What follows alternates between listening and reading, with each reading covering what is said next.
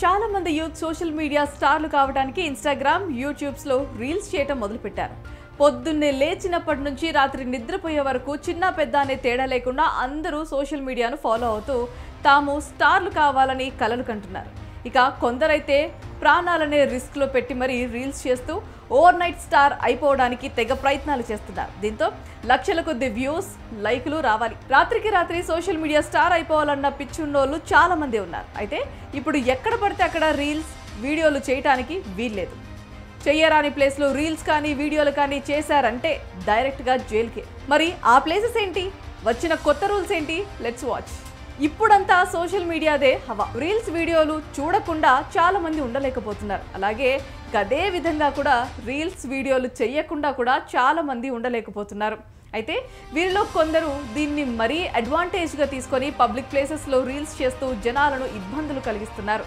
ఇలా పబ్లిక్, ప్రభుత్వ స్థలాల్లో రీల్స్ చేయడం కరెక్టేనా అంటే ఏ మాత్రము కాదు. చట్టపరంగా అలా చేస్తే వాళ్ళందరూ నేరస్తులే అవుతారు. పబ్లిక్ ప్లేసెస్ అయిన రైళ్లు, రైల్వే స్టేషన్లు, ప్లాట్ఫామ్లు, బస్ స్టాండ్లు, కోర్టులు, జైళ్లు, మెట్రో స్టేషన్లు, ట్రాక్లు, వంతెనలు, పోలీస్ స్టేషన్స్, కొన్ని మతపరమైన ప్రదేశాలు, జిల్లా కలెక్టరేట్ కార్యాలయాలు, విమానాశ్రయాలు, వైమానిక దళ స్థావరాలు, జాతీయ ఉద్యానవనాలు, వన్యప్రాణాల అభయారణ్యాలు, రక్షిత అడవులు, నో ఫ్లై జోన్ ప్రదేశాల్లో రీల్స్, వీడియోస్ ఎట్టి పరిస్థితుల్లో తీయకూడదు.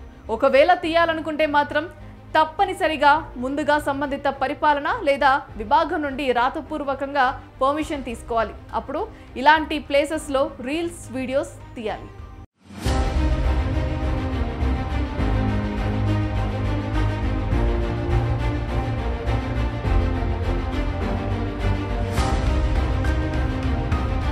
ఇక ఇలా ఉంటే చాలా మంది చారిత్రక కట్టడాలు లేదా పురావస్తు ప్రదేశాలు, ఏఎస్ఐ రక్షణలో ఉన్న స్మారక చిహ్నాలు, కోటలు, గుహలు లేదా రాజభవనాలు వంటి ప్రదేశాల్లో రీల్స్ చేస్తూ ఉంటారు.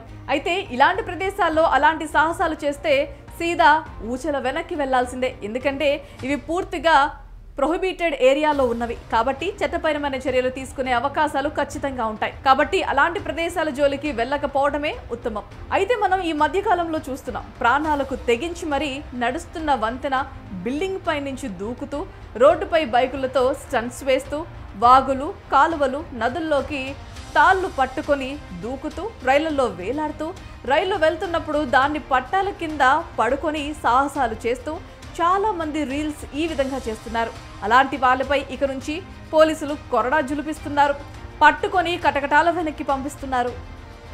అయితే ఐపీసీలోని కొత్త సెక్షన్ల ప్రకారం ప్రజాశాంతికి భంగం కలిగించే, ఇతరులకు అసౌకర్యం కలిగించే లేదా అశాంతి సృష్టించే వారిపై తగిన చట్టపరమైన చర్యలు పోలీసులు తీసుకోవచ్చు.